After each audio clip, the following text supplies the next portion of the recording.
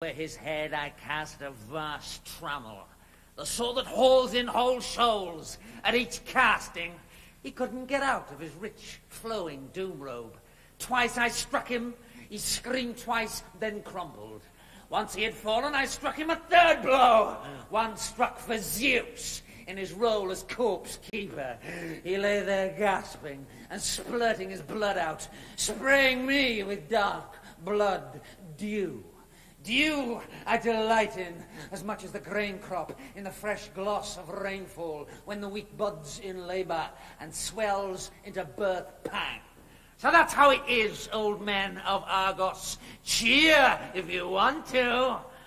I revel in glory. He's had his libation, spurts from his blood vein. He poured woe and bitterness into our wine bowl. He's got the last goblet and laps up the lees. Your words revolt me.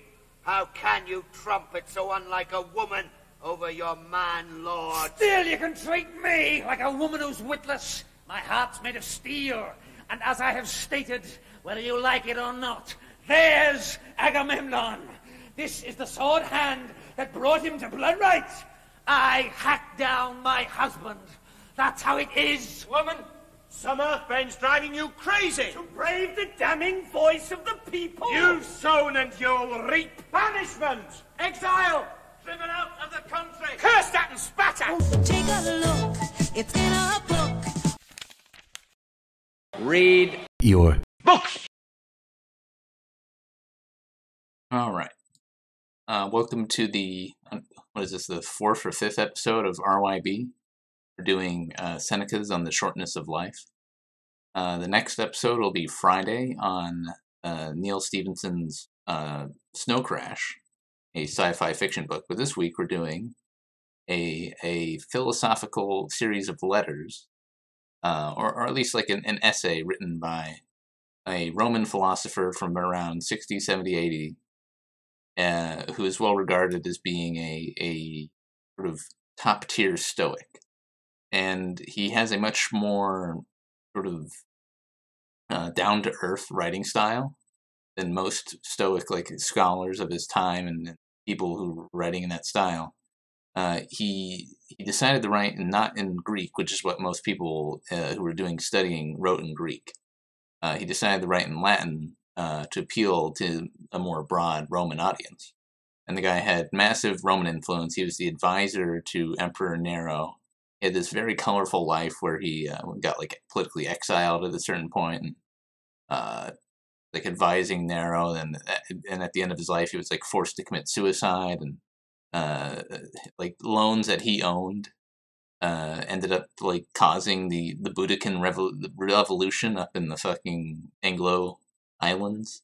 So a pretty influential guy, and he's sort of trying to write this self-help philosophy from his position, both for himself and other people, and I think it's pretty interesting. What were your first impressions, Warburnox? Well, I'm not a great fan of Stoicism. Sure. I'm gonna come right out with that, but I think he had a lot of good points concerning the oh god. I'm sorry. He talks. The main topics he really talks about are so dealing with death, spending your time well, and then sort of getting caught up in material pursuits. I feel like he kind of went off on his own tangent. Yeah. About halfway through, and sort of deviated from that. The very first part of the text was definitely very thematic to that, but he didn't really stick with it throughout the entire essay.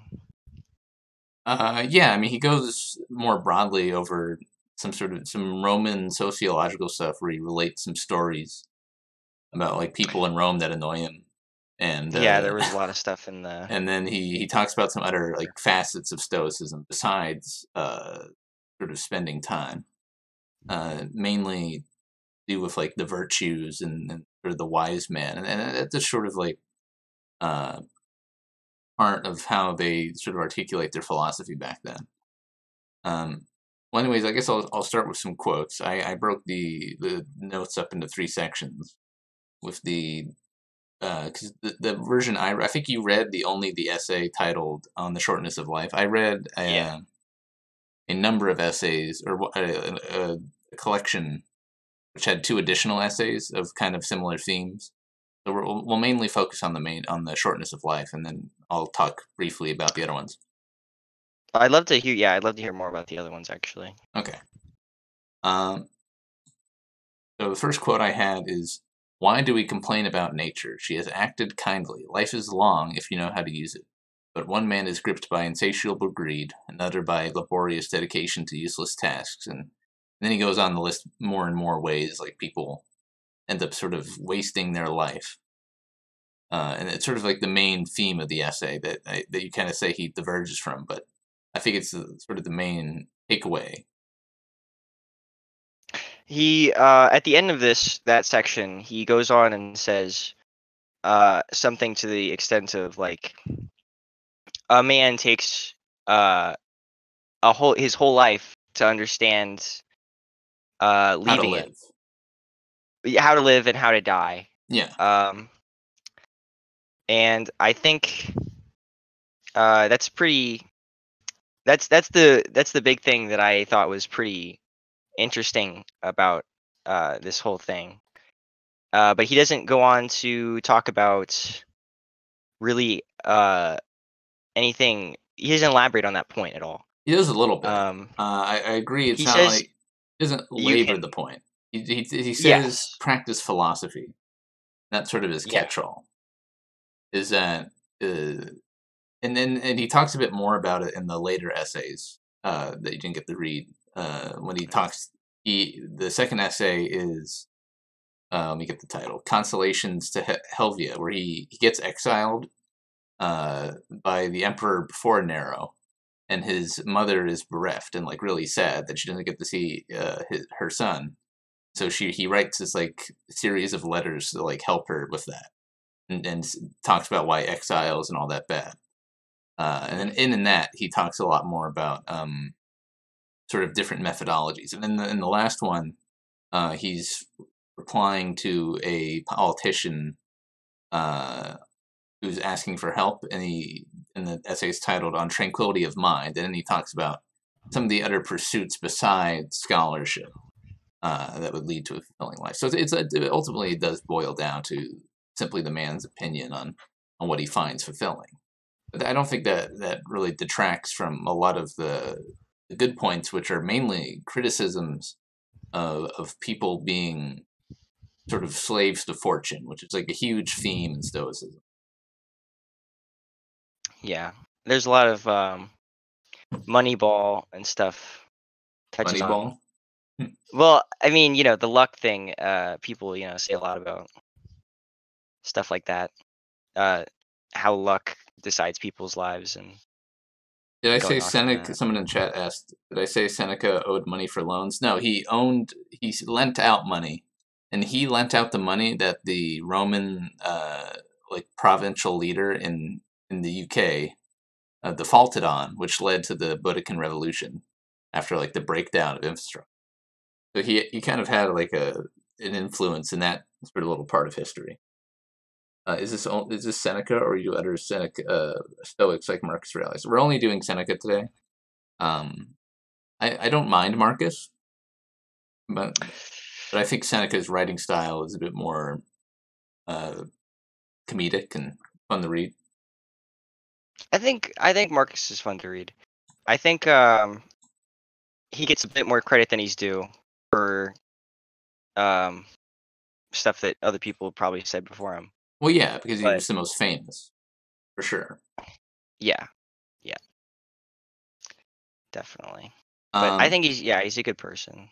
Yeah. All right. So another good quote I got from the initial part of the essay was, "Many pursue no fixed goal, but are tossed about in ever-changing designs by a fickleness which is shifting, inconstant, and never satisfied with itself. Some have no aims at all for their life's course, but death takes them unawares as they yawn languidly.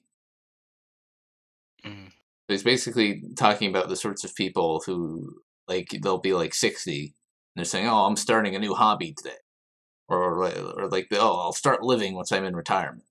And what I found interesting about the book and very relatable is how, like, all the types of people he talks about, and the sort of life plans, and even though it's 2,000 years ago in a completely alien culture of Rome, like, it's all the same. Like, you can see those sorts of people in modern day. You see uh, these people who waste time, and then they're like deathly afraid of dying, but they freely give away their time. And I think that was the most uh, sort of novel takeaway, is that people they'll be really up in arms about money. Like, money's so important. But then their time, like their free time, or which is like a scarce resource that is like super scarce, like way more scarce than money. You can always make money back. You can't make time back, as he kind of elaborates on. Mm. And that people give away time more freely than money, he thought was sort of madness, or that was sort of his point. I always I mentioned luck earlier. I think the idea that he was trying to make with money is that you can get money or lose money completely by luck, and you can't gain life by being lucky Well, yeah, unless you're born into health, but well, what I guess. he sort of elaborates this on the later essays, but the main point with that is, so he kind of calls it fortune, and it's sort of like this very pagan view, where it's like fortune is this ethereal lady who takes away and gives benefits Mm. to you. And he says people he observes people around him. And he says, "Oh, these people are going mad because they seek fortune, but there's no end to fortune. There's no like end point that like stops people." I don't remember if he talks about that. Do you remember reading about the story about the emperor who like spent 100 million gold on like a feast, and then looked in his coffers and saw 10 million gold and killed himself because he thought he was too poor? Do not remember reading that. All right, so that might have been in the second or third essay, but that's sort of like the point, right? Like, uh, you could, someone that is so bereft that they only have 10 million pieces of gold to live off of, and then they kill themselves. Like, sort of this obsession with fortune is psychosis. It's not, doesn't lead anywhere. It's not productive in any way. It sort of advocates instead for the stable pleasures, as he calls them, the things, sort of like the internal cultivation of the mind. Although he does warn against like overly doing it. He doesn't like want you to retreat completely from society and be like a hermit and do nothing but study. He says that will also cause you to be sort of use. You'll go off the deep end, and he says to sort of use what you study to help people in your community. Hmm. Interesting. And which text was that in? Hold on. I think that was in the second book, where the second essay, where he's talking about to his mother, consoling her about exile, and he talks more about fortune. I downloaded a PDF of the Penguin publisher, whatever, book version of it that had couple additional essays attached to it. Okay. So I should have made that a bit more clear, but yeah. So I guess I probably should have read what you gave me to read, if I'm honest, but I was kind of searching for time. no, it's fine. I think that's the theme of the book, though, right? Yeah. Don't waste your own Yeah. time or other people's, I guess. Look, Yeah. so here's another quote on that sort of theme. Look at those whose good fortune people gather to see. They are choked by their own blessings. How many find riches a burden? How many burst a blood vessel by their eloquence and their daily striving to show off their talents? So he's sort of saying, like, the people who are really fortunate, like the celebrities, the people everyone wants to be, really, they're constantly having to not fuck up and lose their high status. and so he calls them sort of slaves to their own wealth. They're just trading. You're trading iron chains for golden chains, as he said. Mhm.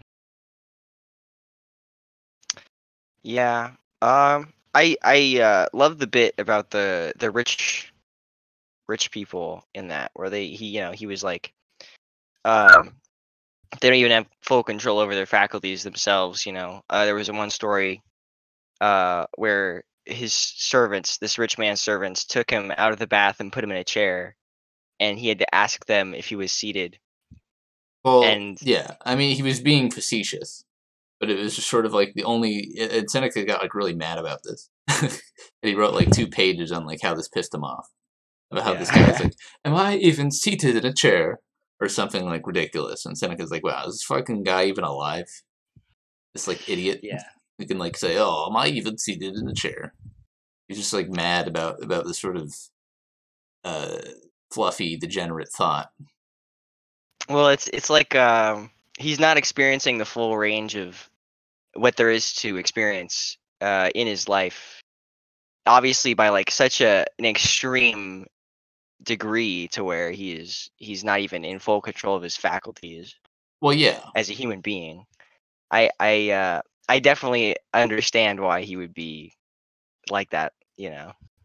yeah, I could see why.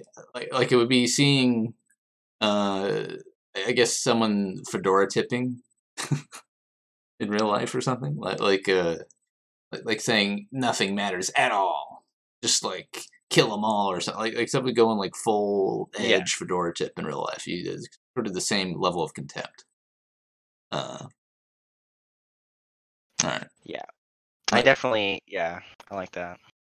another quote I had was, "Yet whoever you are, the great man has sometimes gazed upon you. Even if his look was patronizing, he has bent his ear to your words. He has let you walk beside him, but you never deign to look at yourself or listen to yourself. So you have no reason to claim credit from anyone for those attentions, since you showed them not because you wanted someone else's company, but because you could not bear your own." Um, I was reading some supplemental uh, literature recently about understanding yourself, and how the best way to uh, become a better person is to be alone Yeah. without other people. Was essentially what the book said, Well, yeah. and I thought that was really. I keep finding connections to modern literature with this essay, and I have to admit I'm m- much more versed in Modern modern stuff literature than than the the classical Greeks stuff. and the classics. Yeah, Yeah. but it's fun. I thought I'd get into it because a lot of my friends are into it. But whatever. Interesting. But yeah, I just like that point that that people like obsess over hanging out or being like the massive socialite just because of their inability to bear themselves. Like if they were walking alone, they would be like the people who are on their phones all the time. Like Mhm. they cannot bear just having to be in their own head and thinking. Yeah, And this he sort of admonishes is like a very poor way to live. yeah. He also says something about the rich specifically being really unhappy with the way that they. Well, he writes about that for a while. He has a few a few pages talking about um so like all these famous people in Rome, and how like he can constantly recall these famous people. They'll be in the forum, or they'll be very busy. They'll be so busy they'll be thronged by people, and they'll like Mhm. shout out that, oh, if only I had some free time, if only I could get out of this. And like they'll have their writings will be lamenting their lack of free time and their desperate wish for leisure, despite everyone looking up to them and then being like sort of this historical figure and this paragon. So, like people like Yeah. Caesar and Cicero, all these people were like, oh my god, why can't I just get some free time? Mhm. I remember, especially they were talking. He was talking about Caesar. Yeah, Um, really want like going his entire life and being like, well, I wish I had more free time. Yeah. yeah, and it's sort of Um, I just think the most novel point again is time as this resource that is scarce and valuable. It's just not a thing people really like. They'll tell you about opportunity cost and like, oh, be smart with your time. Think about opportunity cost, but they don't tell you that it's like it's as scarce or if not more valuable than money itself or any of these other things. They don't tell you that because then that changes your entire value structure and it sort of diminishes a lot of things that people obsess over. Yeah. Something he didn't touch on was he did near the end. I don't know if he did in the other Yeah. essays, but he didn't talk about the frailty of life. Like, you could lose it at any moment. That's a pretty Yeah, he talked about well that a thought over little bit theme. more. I think that was in the later essays. The third essay, I think he talks about that. He talks about how he looks at people. He's like recounting how like buildings have collapsed around him, and he's seen like commoners dying of illness in the street, and he reasons that that could happen to me at any moment, and so that's how I prepare for it, and how I sort of caution against it, and he sort of accepts that, so it's not going to like surprise him. Uh, so the whole point about that is sort of the like he's giving you the methodology to deal with that. So because you're frail and you could die at any time and your life is short, well, live every day to the fullest, right? And like spend all your time and accomplish your goals as are possible within your situation and your capabilities. So that, like if you do die, it's not like a huge deal to you because you've already you were trying your best, right? You can't feel that bad, or you've accomplished a goal that you had, and you feel okay. So he sort of destroying regrets is like the best way to deal with that. For the longest time, I always thought about this in terms of money, definitely. Yeah. Like metaphorically. If only I had more money, I'd have more time. Right?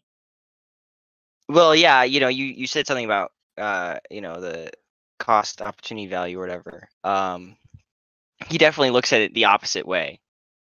Like gain money to create more time for yourself. Yeah, and I think that's a much healthier way to look at things. And he talks about this a lot more in the second essay when he's consoling his mother. He gets exiled to this really barren island, and he's like saying, "Oh, don't cry because I'm going to be like impoverished."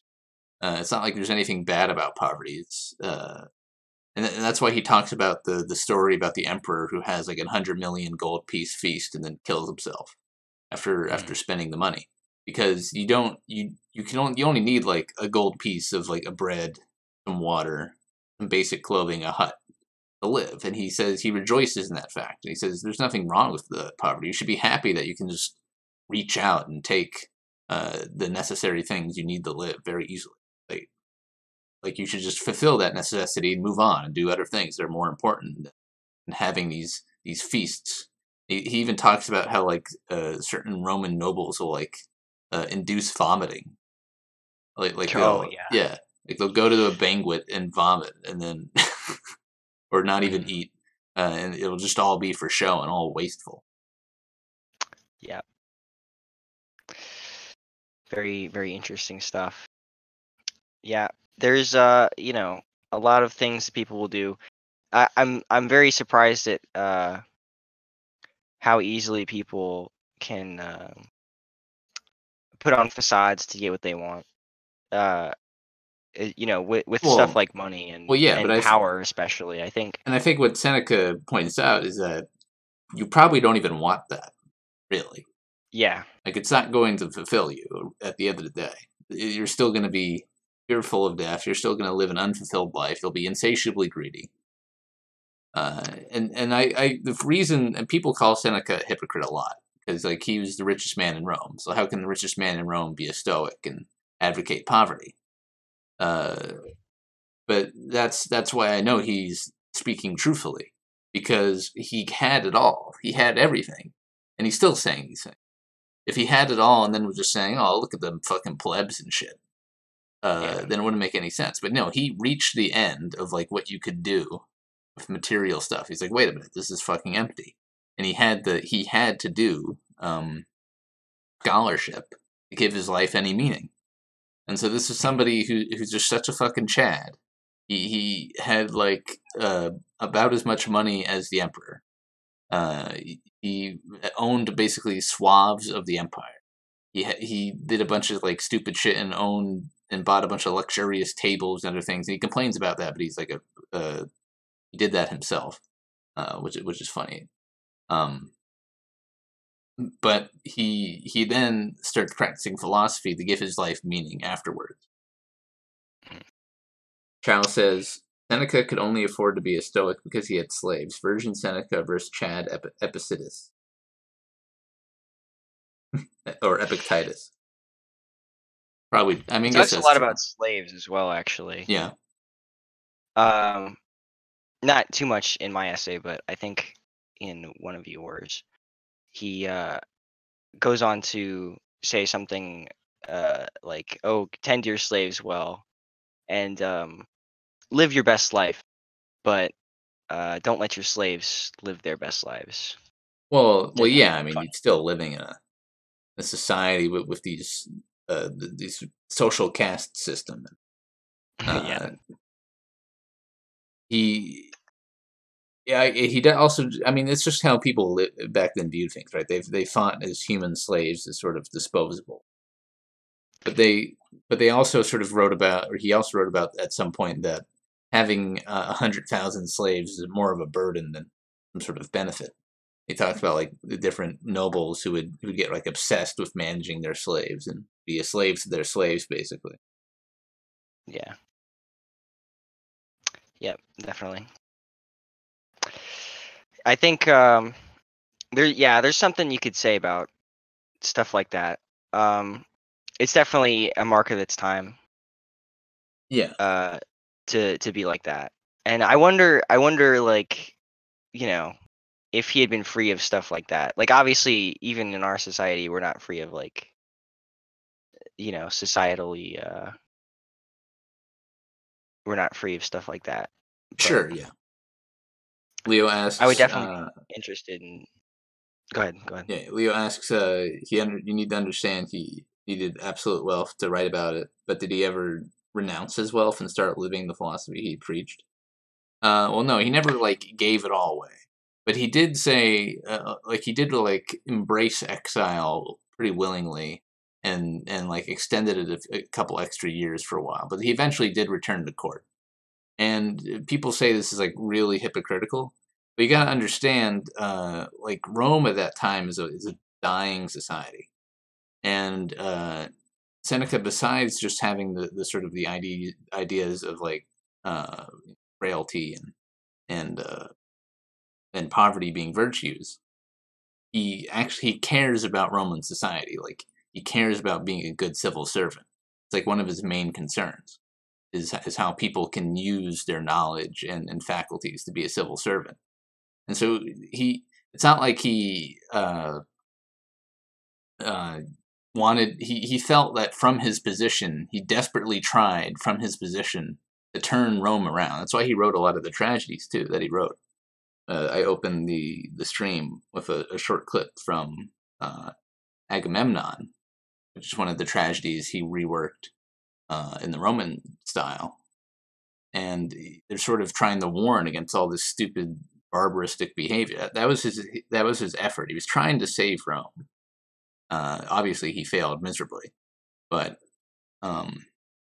it's not like he wasn't trying to advocate. He never openly advocated people to renounce all worldly wealth and be this like sort of sage figure. He always advocated a more moderation-based approach. I've never. I remember him talking about one man who renounced everything.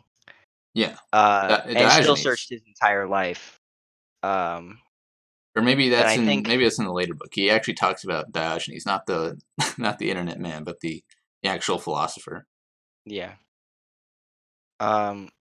it still took him his entire life to understand how to live and how to die. And I think his main point was that you're going to be searching for that either way, but whether you do or not, you should at least live comfortably, despite Yeah, and he being like talks that. about this in a different text that we haven't read for today, but in his letters to Lucilius, where he's advising a student of his, um, that you shouldn't like reject charity or wealth. Like you shouldn't just reject. You shouldn't be completely cynical like Diogenes. He recognizes the virtue of people like Diogenes, and he writes about that. And I think in the third book, or it might be the second book. I'd have to look at my notes when we roll down and look. But he says just sort of you can take some wealth, but don't like care about it so much that it entraps you. Like it's not like wealth should be such an anathema uh, that you want all of civilization and society to eradicate itself. That's not what he advocates at all. Yeah, it's in the third. It's in the third essay where he talks about Diogenes. I'll just recount what he said. He said, Okay. "You will notice that those people are more cheerful whom fortune has never favored than those whom she has deserted. Great-souled man Diogenes realized this and arranged that nothing could be taken from him. Mind your own business, Fortune. Diogenes has nothing of yours now. My slave has run away. No, it is I who has got away free." That was like Diogenes talking about how his slave ran away, and he's like happy that he did. Mhm. Interesting stuff. Definitely. Um, I don't think he touched on that much. I think the main summary, the main essay that I read Yeah. was kind of a summary for all of the stuff in your book Oh that he well, later yeah. touched on in different essays. Yeah, his other stuff is Letters of Lucilius, and then 2 essays included in this book. Letters of Lucilius is basically I haven't listened to all of it. I was listening to audiobook versions of it. He goes around. It's just the letters he's writing to a friend on like hundreds of different little topics, and it sort of like very cleanly elucidates his philosophy, and it's very people would back the critics of him said it was this sort of soft stoicism. So it's like, oh, this is like the rich man stoicism. But I just see it as like more practical. He's sort of shirking the more like ritualistic, fastidious aspects of it about like complete worldly rejection, and he's just saying, just take the lessons from it. Like take the practical underlying logic and rationale about the usage of time and the traps of fortune and and like not being ruled by the passions because of it. Yeah, passions definitely. I would definitely call them vices more. I think that's a better term. I think he just Well, yeah. He basically summarized it in one passions and word. vices are pretty much the same. Stoic philosophy. Yeah, he I think that's in one sentence, if you break down his entire argument, is it's don't fall into vice. Yeah, and he talks about this later, I think, in one of the other 2 essays, where he says uh, that once you go beyond that threshold of like necessity, so once you're eating after you fulfilled your hunger, once you're drinking after you fulfilled your thirst or lusting and so forth, you are entering vice. Like there's no reason once you've sated like whatever minor like the minor need of a human body, like you don't need to do anything more. And that's all. It's very, straightforward. Yeah.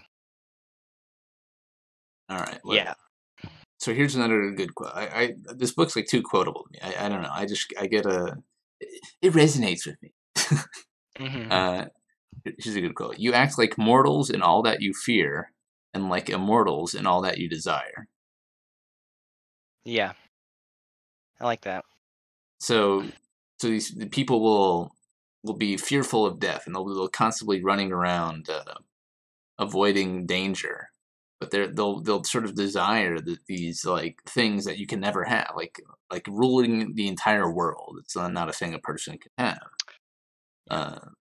Uh, Being the most well-renowned, or like getting down every scholarly detail of like some minor point. It's just not particularly possible. I think he kind of overlooks the fact that, I mean, he doesn't overlook it. He addresses it, but not directly. Uh, he addresses the fact that no one really thinks about of their vices, their wants and needs that are irrational like that. Yeah, Um, I mean that's sort of I think a most of the time they're a reflection of you know psychological stuff. I enjoy psychology a lot. They're a reflection of a want or a need that has been yeah. stolen from them in their life that they're trying to account for and rationalizing based on that kind of convoluted logic instead of anything rational. And that's why stuff like that tends to not work out regardless of whether it's actually possible, is because their own perception of uh that thing keeps them from attaining it. Yeah, and he hold on. There's actually in one of the later essays he has this like really good description of the psychology uh, of how like people become depressed, or not, like, or they become aimless. Mm. And it's in the third essay where he's advising this Roman politician, and he sort of describes how a person will so they'll seek something, they'll fall short, they'll feel inadequate, they'll retreat from society after feeling inadequate, and then they'll start hoping for something else that they can't get in their boredom, and then they'll mindlessly seek after that again, and so sort of it was a pretty spot on psychological analysis for a guy from 2,000 years ago about how people fall into this boredom, and then they start seeking things that aren't possible just because they feel like they're somehow lacking. Yeah. Yeah, I like that a lot. I like that explanation. All right. I guess I'll keep going through the quotes I had. Cicero called himself a semi-prisoner, but really and truly, the wise man will never go as far, to use such an abject term. He will never be a semi-prisoner, but will always enjoy freedom, which is solid and complete, at liberty to be his own master and higher than all others. For what can be above the man who is above fortune?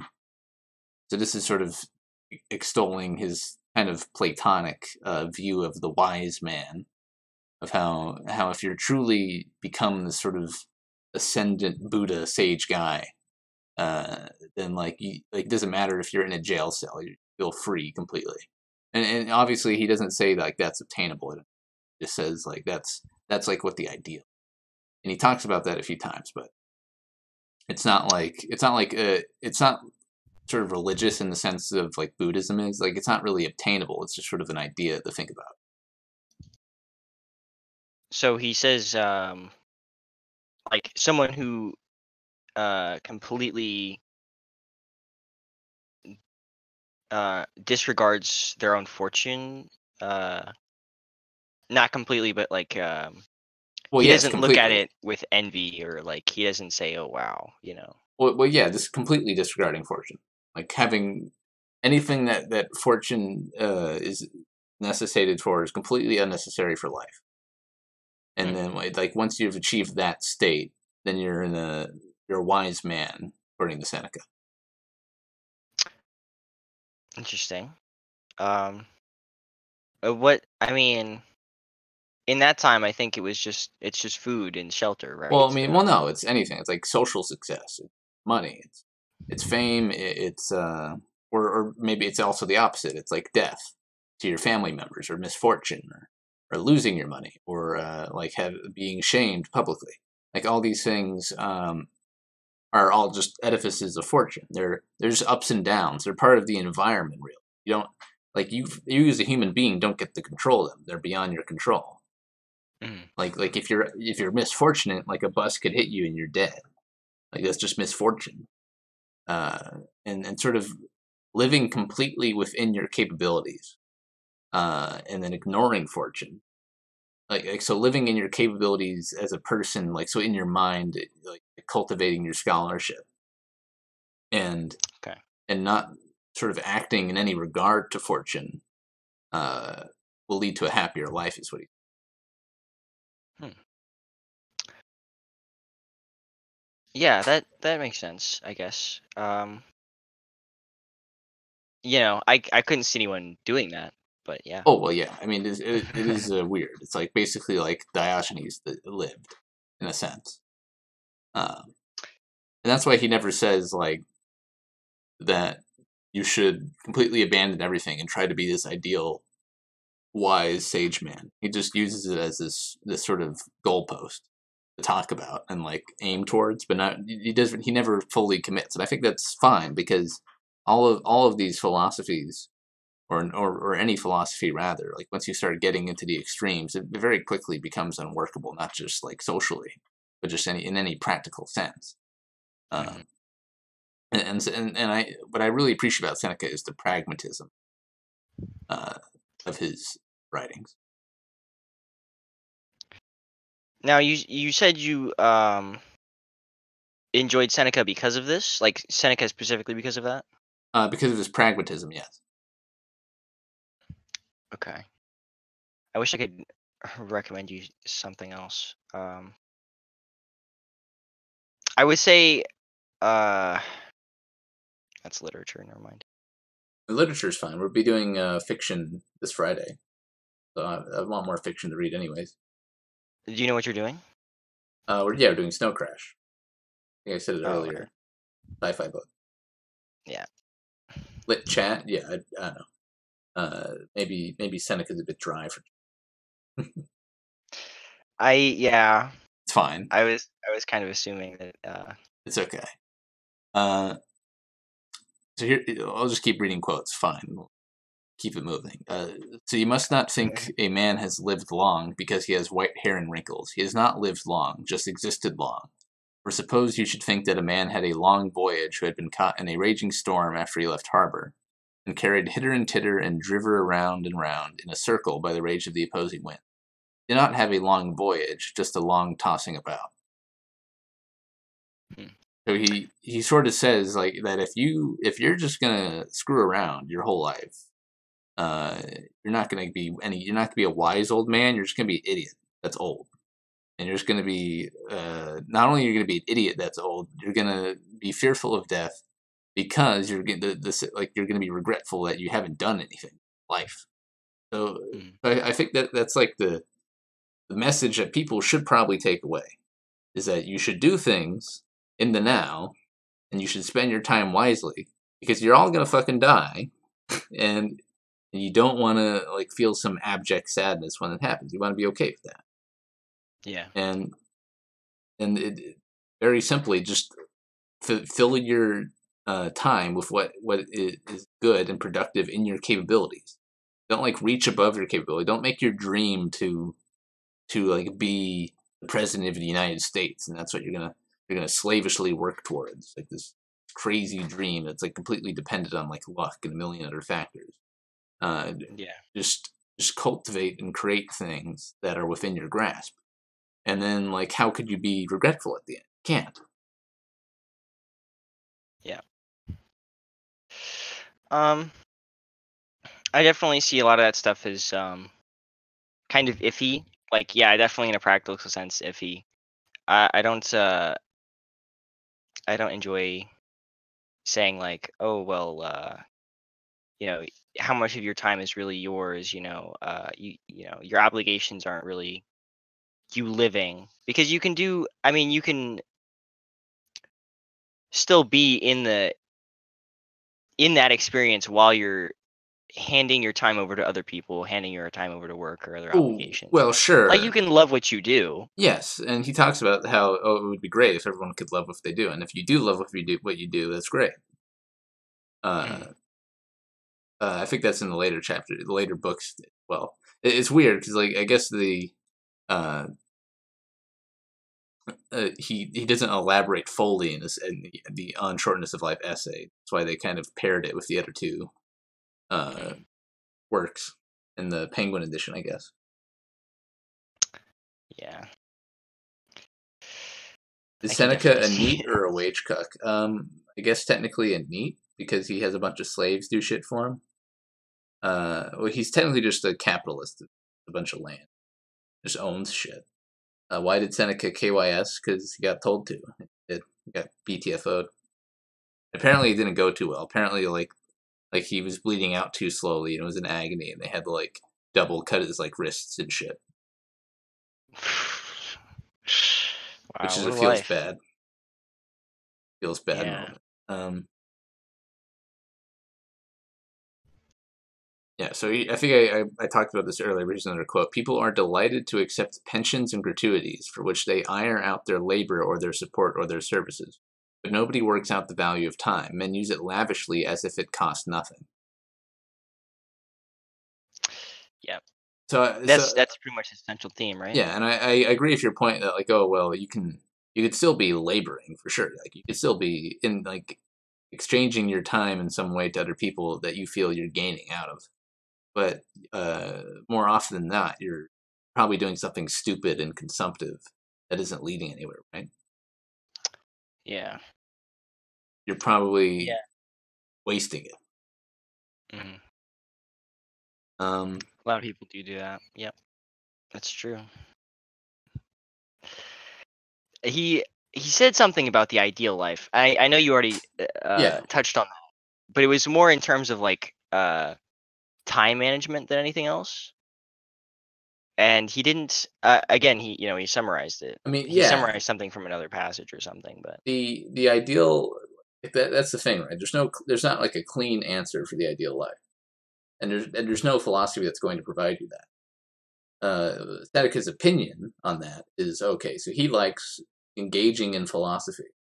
He thinks that's like the most engaging thing because you can do it anywhere. Like after if you've read some books, you can contemplate on them or extrapolate on them or just read them while you travel. No matter if you're like completely bereft of physical wealth and freedom, you can still do that. And so it's almost beyond fortune, your ability to study things. That's why he values it. And he also says that, but you don't want to become obsessed with minutia. He talks about this in the Shortness of Life essay, where he says, like, you don't want to, like, the person who's studying how many rowers were on Ulysses's boat in the Odyssey. Like, that guy's retarded. What he said. Don't do that. Like, don't try to figure out who was the first guy who used elephants in Rome for this parade. Like, these are pointless facts. So there's also pointless study. So do like productive study, and then you should use your study for civil service. You should help your country, your people. And this people kind of miss this point for Seneca. And that's why they say, oh, he's just some like degenerate, like old man who's like super rich, who's like pretending to be a Stoic. Well, no, he's trying to take the lessons from Stoicism, and very practically, he's trying to use his influence over the Roman Empire, try and save it from this degenerate like pitfall into madness. But he's only one guy. yeah. I don't know. I guess when you talk about life like that, in terms of other people, like in general, like I get it. There is no general rule, but he's also saying like, well, you should only be using your time for this object thing, Well, because sure, yeah. I found peace and happiness doing it. Like, what if I get that it's not common, but what if someone was to derive complete and utter joy from getting money alone? and just accumulating wealth, and they didn't care about. Well, for sure, that is possible, but for the most part, people are doing it for a reason that's completely different from just watching the number go up. Like they're doing it for social status, or to fulfill some sort of physical vice, or some other reason, and that will lead them to be dissatisfied. And I'm not. You're definitely right in that there could be people who would buck that sort of trend, but it doesn't necessarily. It doesn't really change the underlying precepts which he lays out, which are the value of time and the ultimate sort of completely chaotic nature of death and fortune. And like once you integrate those, it doesn't really matter like what you enjoy doing, as long as it's leading to that point where you can accept like your mortal state of being. Mm. So you can choose any number of activities, right? That'll make you feel fulfilled. That you fill your time with, and they're leading to something, and that if you were to die the next day, you were feeling fulfilled because you filled your time with this behavior, this activity, because you had the choice to do that thing. Yeah. So it doesn't have to. You don't have to follow in Seneca's footsteps for philosophy. And I think he doesn't like. There's like one or two lines where he says that he sort of vaguely talks about it, and just have anything as your sort of goal. But mainly he's writing to other people who are interested in philosophy mainly. That's what he sort of advocates. Yeah. Well, I just think it's interesting, like the double standard where he says stuff like that, and then he's like, "Oh, well, philosophy is the only way to really truly understand previous lives," or something like that. Well, But yeah. I enjoy what your chat mod is saying about Jordan Peterson. Ciao. Yeah. JVP has workshopped a lot of ideas from people, including Seneca. Has he? And distributed them into his own I don't works. think he's even read Seneca. I'm sure he has. I'm sure he has. Really? I don't he's think actually he has. very, very well read. Is he? Oh, you mean your chat mod, or No, Peterson. No, he's done a lot. I know. The thing is, I read his book, and like Peterson did not come off as super well read in his book. I mean, here's the thing. Yeah. No one in writing comes off as well read. I don't think that's something. If you come off as well read, I think Seneca comes off as pretty well read in his book. No, he references a bunch of historical events, like a bunch of people in his. He does have a lot of references, and that's definitely a sign. I don't think it's. I'm not obvious talking about to the number of people. references, but I'm talking about like so when he talks about the Bible, he basically only talks about Genesis and nothing else. And he talks about the Bible for about like a quarter of his book. And then when he's talking about like Nietzsche and Jung, he's talking about like one aspect Seneca? of Nietzsche. No, Peterson. Obviously, okay. Seneca's not a time traveler. He can't talk about Nietzsche and Jung. I was about to say. Or the Bible, because that was, well, I mean, I guess that was around before then, but not the New Testament. It was in progress at that point. I think it was just around the right time. Yeah, the Roman Empire fell, so it was very recent. It was 70 years after he was a contemporary of Jesus. Yep. Yeah, that's great. I know he's well read. I know he's read a lot of stuff. Peterson? Yes. Now, does he always? I think he wrote his book to a modern audience and an audience of his time. Especially because his target audience is a symptom of average modernity. People, sure. In our era, I think it's important to appeal in the style that works best for the people that he's trying to get that message out to. I guess. So Seneca reads well Well, Seneca is trying to he do makes that lots of references in his too. essays because of the fact that he's writing to other philosophers and letters. He's not writing to the average man. Well, The that is the average thing, man. though. He is publishing this in Latin for average people too, and so and that's what I like about Seneca is because if you read a lot of the other Stoics, they're like really technical and up in the namby pamby for a lot of stuff. But Seneca is very just like down to earth and like telling random stories about people getting haircuts and stuff. I am not a JBP apologist. I do not enjoy JBP. I'm simply saying that he's recycled a lot of ideas. He has recycled Seneca's ideas, in fact, and used them not in the 12 rules for life, which I think is But if you read a Maps of Meaning, very it's a watered down book because there's been a lot of I think you can find another book with the exact same title or maybe one more rule. There's definitely a lot of books like that out there. well, sure, I think essentially he's a glorified guru, self-help guru yeah, that is blown up. But definitely he has worked with a lot of different older classical thinkers, philosophies, and put them to good use. yeah. So I have the quote that you were saying that like made him sound silly. Of all people, only those are at leisure who make time for philosophy. Only those are really alive. Yeah. So, but I mean, you got to think about it like in the sense that, sort of, for the Roman upper class of that time, philosophy is like in vogue. Like being like playing at philosophy is sort of like the big thing, right? It's sort of like it's like the really popular thing to do. So it would be like someone now saying, I don't know, like only people who are at leisure are those who make time for social media. Only those are really alive. Yeah. Yeah. I mean, I guess that makes sense.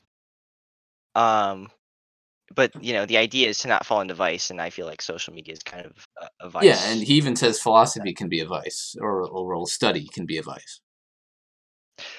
And he sort of If you qualifies. overuse it, Yeah, he yeah. says, uh, I think the difference is in moderation versus a complete leisure. I think you don't need social media to live. A lot of people live without social media. oh yeah, Um, so the ground there is that the ideal is not being met, and there is no and a lot of people live without philosophy, but I think you'd probably rather them live with a little bit of philosophy, right?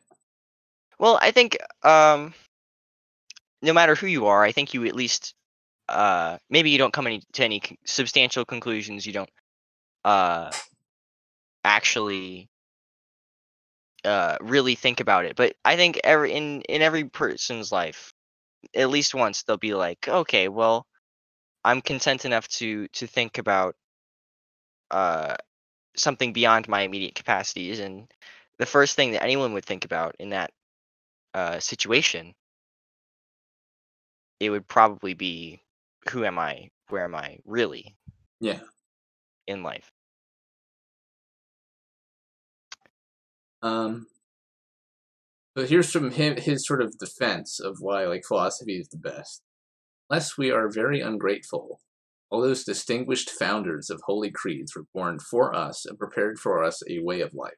By the toil of others, we are led into the presence of things which have been brought from darkness into light. We're excluded from no age, but we have access to them all.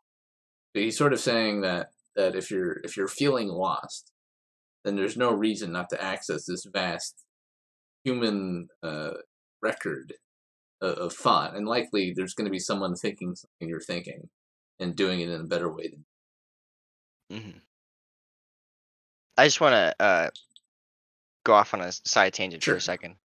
Palladian, a good intro to Greek thought is some of Plato's dialogues. If you give me a second, I will find them for you. There's three major ones. You three Euthyphro and Georges, and then Protagoras are probably the three that I would say are best Okay, for an intro. we could do that But maybe Motor Stream. okay, yeah, those are fun, and they're short as well, so they're even shorter than this one. Yeah. I think the first one is like 30 pages long, which is nothing. Um, but anyway, yeah. I'm sorry. I It's fine. totally It's fine. forgot about your quote. It's all right. It was just that humans have worked very hard to figure out some useful philosophy, and so you should read it in case you're confused. Like that. There's no reason to discount years of human effort of the thought. Absolutely not. Yeah, definitely.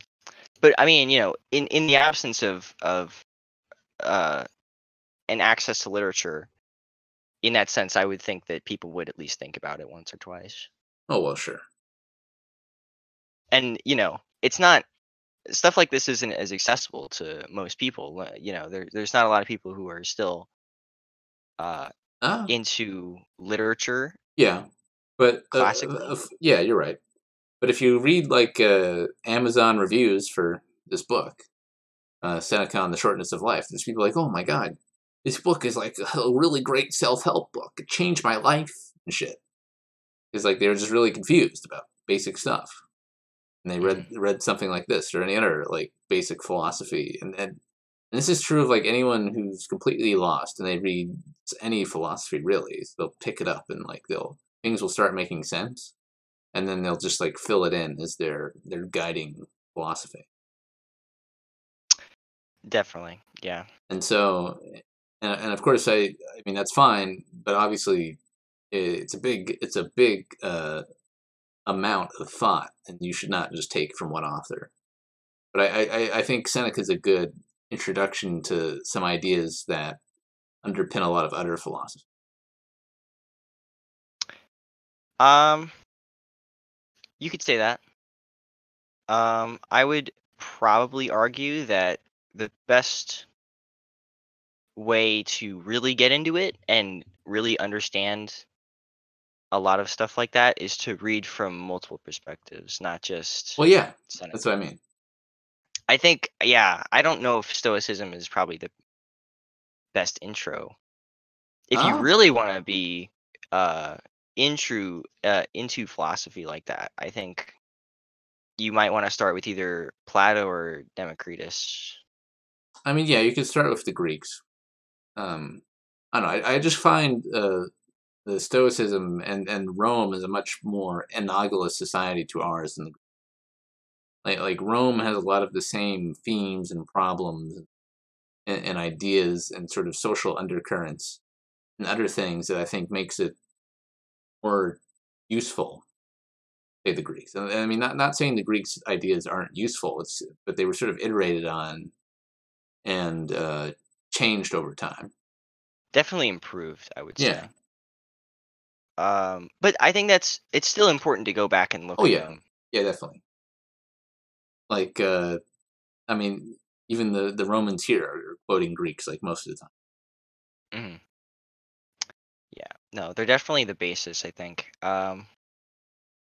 And definitely something that you want to start out with, so that when you get into modern things like Heidegger and Derrida is something that a lot of people have been talking about recently. Yeah. I Uh, mean, I don't know.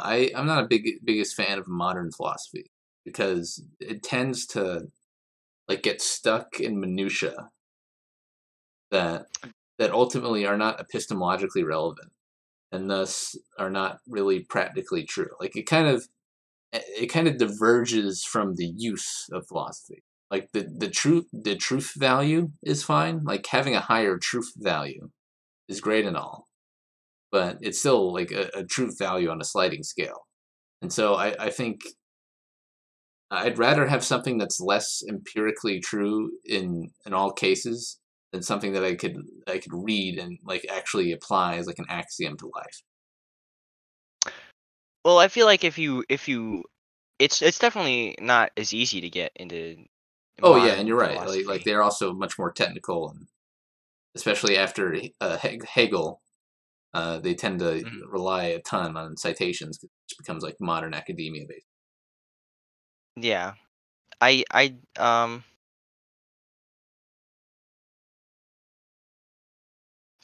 I don't know. I think it's just not a bad thing to. Oh yeah, I mean, read Yeah, everything. I'm just stating my opinion. it's just harder to get into. I think is the problem. Yeah, you're right. Um, Because then you there's got to def read to understand what they're talking about. A lot of time, you got to read other books Yeah, that they're then critiquing, uh, yes, and yeah, that as becomes like a well. whole rabbit hole. Yeah. But that's what I'm saying, right? Like, if the philosophy was truly just pure axiomatic and useful, you wouldn't need that for people to really understand or use it. Well, I think it's like math. I think if you like math, if you enjoy math, at its most basic level, then you should probably be able to get into more sophisticated math. Yes, but And it's the same way with understand philosophy. that learning like advanced quantum mechanic, like set math, will never play a part when you're, say, engineering something. Usually, Um, I mean, I guess you could say that. I it's still it's still applicable though in yeah, some situations. in It's never some like not situations, you're useful. right. But I'm saying for the majority of human life, uh, like knowing the minutia, and I know it's like a very like grade schooler thing to say, right? Like, oh, like when is this going to be? But unironically, like having someone who's like really good at quantum mechanics, um, it doesn't make them any better at, say, building a bridge. No, definitely not. Ah, I'm trying to think of a good example of something that like I guess maybe it's not like an apt comparison to equate math to philosophy. Um, because it's something even math is used in a specific context. Even the basic math is used in specific I mean, yeah, contexts. And reading modern philosophy could be helpful because they'll usually be addressing modern ethical problems and dilemmas that you actually like talk about and deal with in your day to day life. So that's always useful. But I'm yeah, just saying the modern methodology has sort of lost the point uh, in terms of this obsession with like the citation process. This uh, the the fear of doing anything too sort of broad. So like every like increasingly academic texts are always tiniest of tiny iterations that the writer is only um, Audible game. Yeah, I got a free trial to Audible and I downloaded a like 20-hour lecture series with the free book that was like that covered almost all of Western philosophy. That was pretty good. I think there is a way, even with more complex stuff. Um, if you read a summary of it and then you like the summary, I think the progression is Cambridge Cambridge journals and citations on it, and then Blackwell guides or portable editions, and then you can get into the real work itself.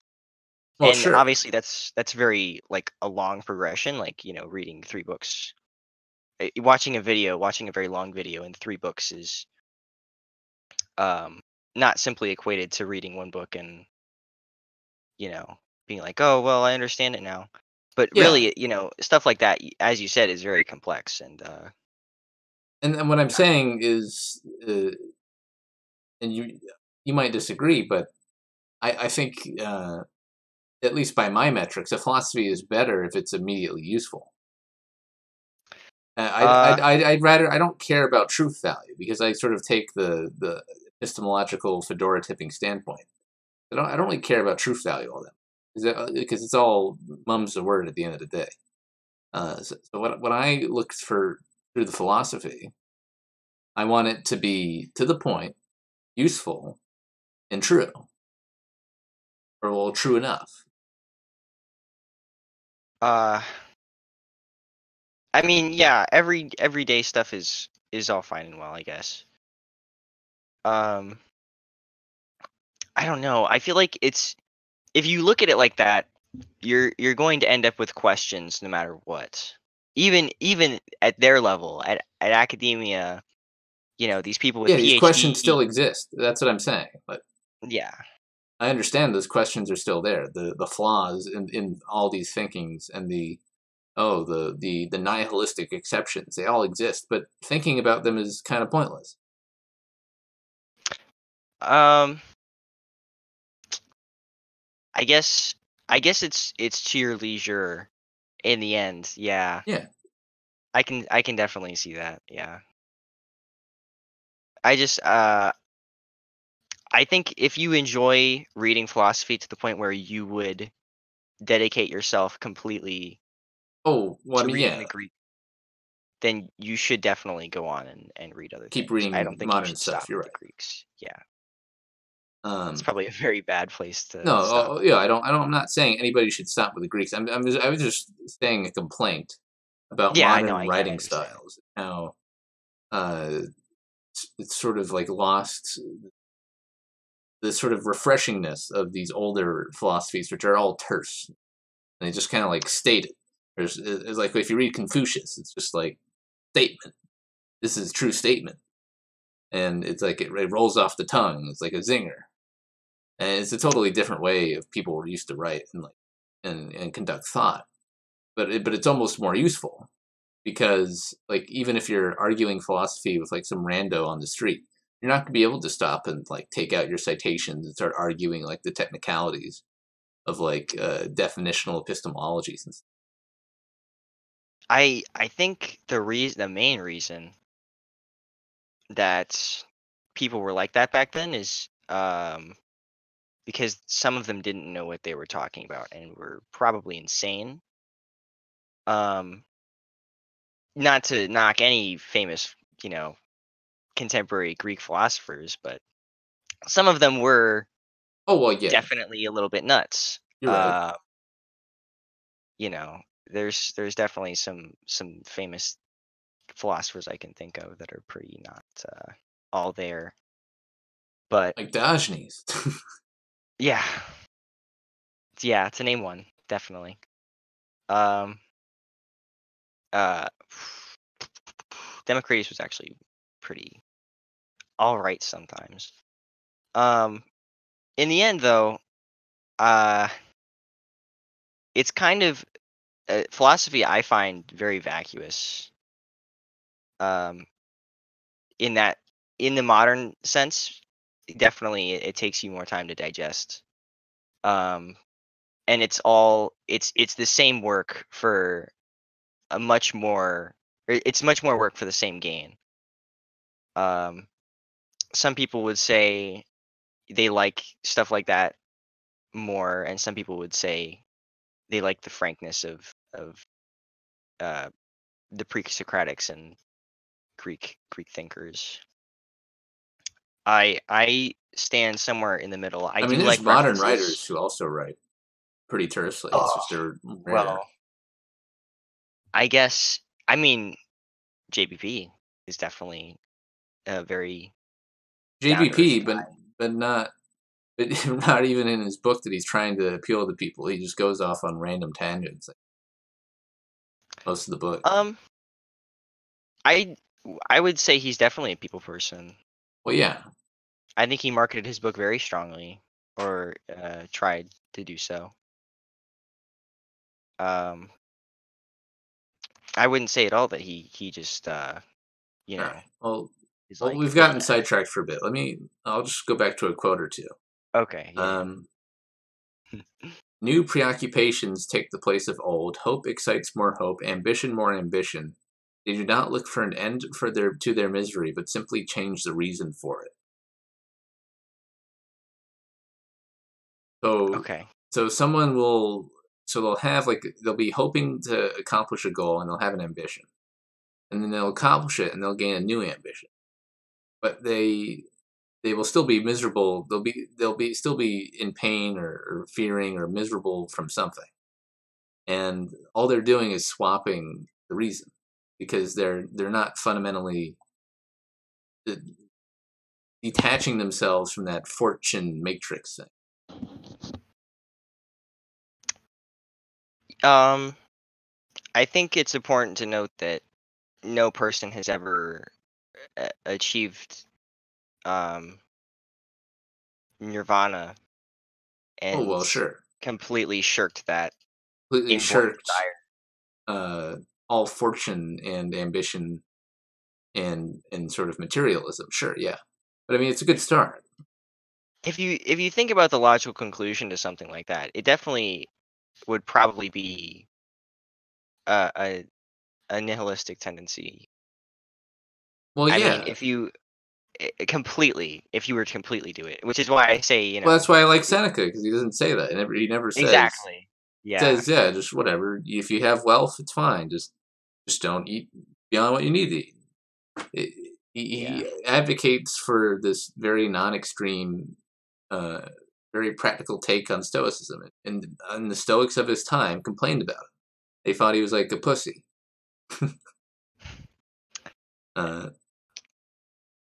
And he says, yeah. Yeah, I like Seneca more than a lot of the Stoics. I don't enjoy Marcus. I know we mentioned that earlier. Yeah. Um, Well, the thing about Marcus is he's an emperor, and so even in his private writings, he has to, like play at being an emperor. So it's going to be very fucking stuffy or like high-minded. I guess, yeah, but he's trying to help the common man. Well, Again. sure, from the standpoint of an emperor, Yeah. like the literal ordained ruler of all men in the empire. Yeah. And his writing is restrained by that, even if he wanted to be like much more sort of frank and honest in his philosophy.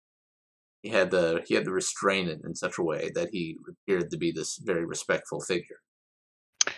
I know you already said this once, but mention again to me how Seneca, with all of his wealth and the power of an emperor with his finances, is different than Marcus in that sense. Because he doesn't bother playing at any pretensions. He's not the actual emperor. So it's Yeah. not like he, in his writings, it would be like saying, reading the writings of, say, the Secretary of State versus the President of the United States. Like, the president is the president, and there's this whole expectation, right, surrounding that. But like an undersecretary still is not so important and not like so historically revered that they're forced to sort of uphold the idea of the position, because Seneca was just a senator and just an orator. Like he's not like he was rich, but it's not like he held this sort of like formal illustrious position that like everyone in Rome looked up to. He was just another senator who like wrote and like talked in the forum. But I just think his sort of social stance is much less restrictive, and also his modality when he wrote it, because he wrote it in Latin, which is extremely strange for the era. Like almost every Greek philosopher wrote in Greek. I mean, every Roman philosopher wrote in Greek, because that's when all the terminology that the Stoics used was like Greek terms and Greek terminology. So Seneca just wrote in Latin because he felt like writing in Latin and trying to appeal to a more broad-based audience. Okay. Yeah, that makes sense. Do you see? And of course, I think Marcus definitely has some useful things to say. Of course, just you can definitely, when you read it, you definitely feel that tension. Yeah. Yeah, he's a very electrifying read. Yeah, because he's on like a war front and like fighting barbarians and shit. And Yeah. Yeah, definitely. He, uh, I think, is very interesting beyond that, um, as a person. But Oh yeah, I don't know if definitely. you If do that.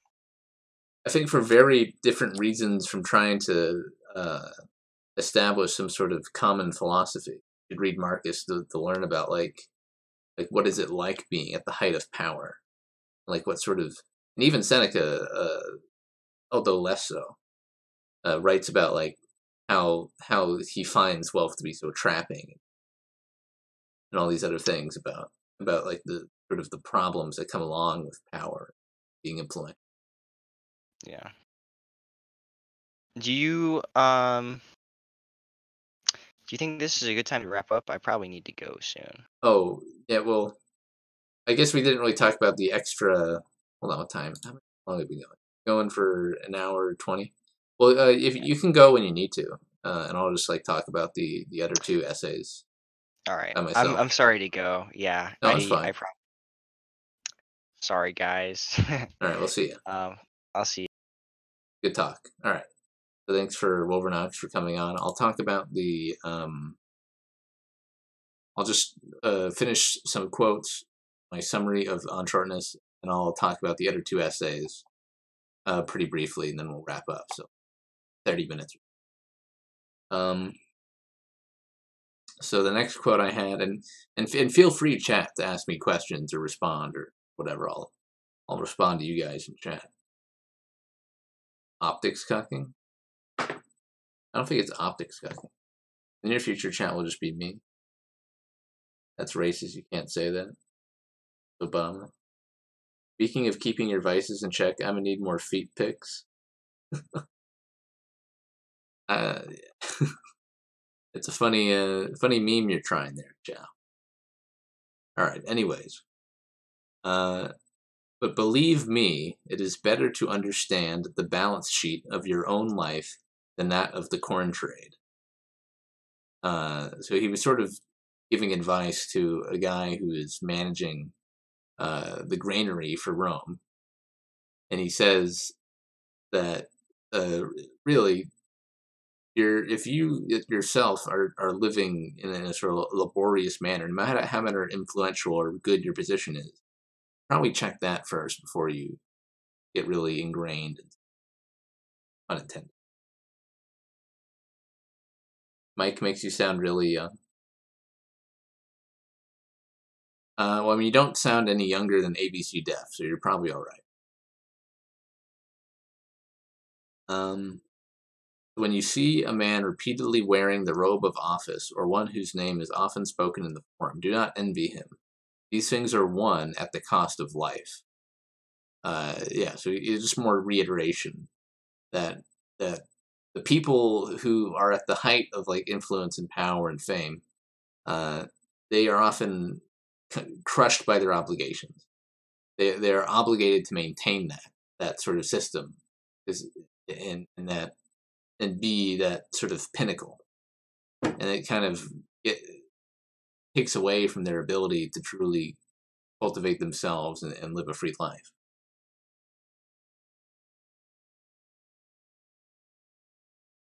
All right, so I'll just briefly read my summaries for it. Many men of all stature complain about mortality and desperately seek its extension. Majority of men complain about mortality wasted constantly in frivolous activities and luxuries.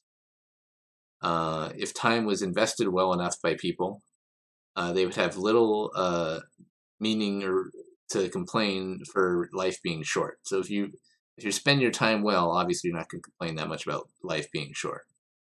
The vices are not bad because there's some alien moral arbiter that's going to check you for doing your vices, but simply because they waste the time, which is a very precious resource, and they're consumptive and distract you from actually having a fulfilling life.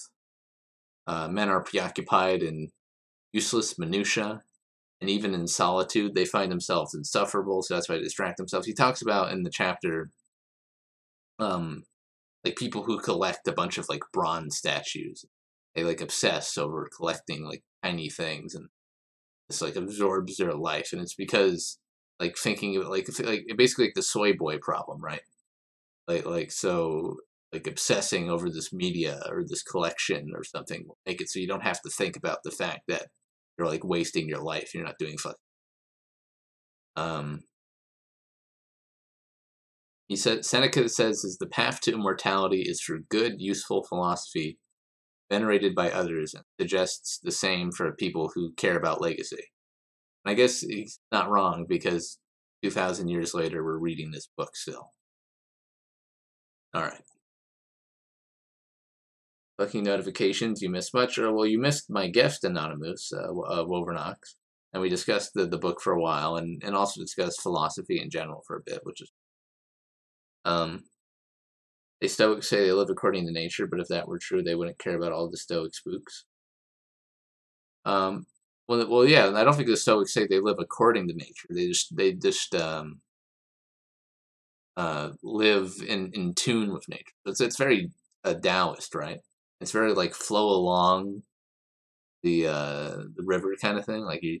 You accept nature and you flow with it, but you still use your faculties to be a human. Seneca denounces men that buy anime figs. Yeah, he's BTFOing me for collecting anime figurines. All right. So in the second article in the version I read, Consolation to Helvia, he's like talking to his mother. So he gets exiled to like this rocky island, and his mother's all sad, and he's like giving some reasons why it's okay, mommy, don't be so sad. It's kind of touching, honestly. Okay, so I'll just start with the first quote I had. No man has been shattered by the blows of fortune, unless he was first deceived by her favors. Those who loved her gifts, as if they were her own forever, who wanted to be admired on account of them, are laid low and grieve when the false and transient pleasures desert their vain and childish minds, ignorant of every stable pleasure. So this is, we kind of talked about this earlier, but yeah. Like if you base your entire life around having Lamborghinis here in my garage, you're gonna have issues. And if like you lose your Lamborghinis, you're just gonna be shattered. You're gonna be a mess. Just like when fucking like R9K losers or like blog poster normies complained about, oh, I lost my GF, I'm gonna KYS. It's the same stupid shit. It's like this obsession with fortune, things beyond your control. New guy, name ain't ringing any. He's actually been a long time watcher, it seems, Anonymous, but I guess doesn't really participate in chat that much. All right, next quote we had was, there can be no place of exile within the world, since nothing within the world is alien to men. So he talks about how like men are constantly moving and immigrating and being forced out and conquered and such. And the naturalistic world is kind of like, the same composition and style no matter where you go. And so it's not like a huge deal being exiled to their country because, it's the country, there's people in it, and there's nature. So you're not like being exiled to an alien planet that's completely alien to you. There's nothing new under the sun. Nature will be as beautiful no matter where you go. And so your faculties will still you'll be able to take your faculties with you with exile. I mean, this section's kind of weird because in the modern day, people don't get exiled from countries, so it's it doesn't really seem like much of a punishment to us. But back then, it was seen as oh my god, you're being socially assassinated, you're being exiled, you're basically being put in a cuck cage prison. Seneca says, if you get cucked, just be meek and weak in doing this. You dab on the Chads and Stacys. Please explain. Well, no, it's not that you get cucked.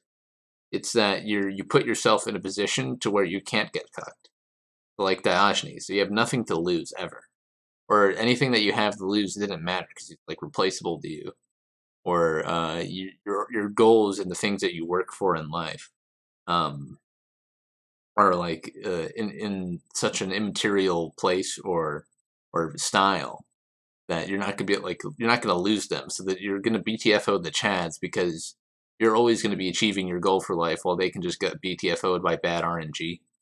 So that's basically Seneca is saying, stop caring about RNG and just do what you can, and you'll just BTFO the Stacy's in the chat.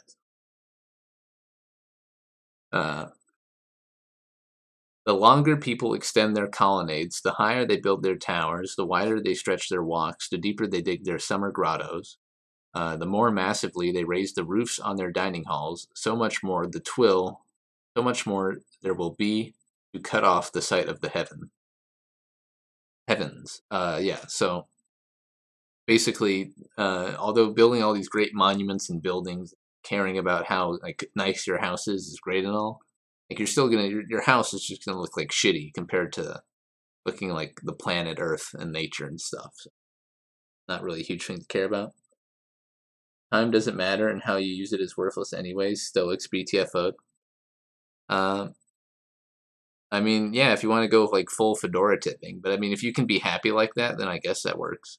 I think it's much simpler just to use time well and then use this arbitrary measurement of time being valuable, because it makes sense and like works for human beings. I don't know.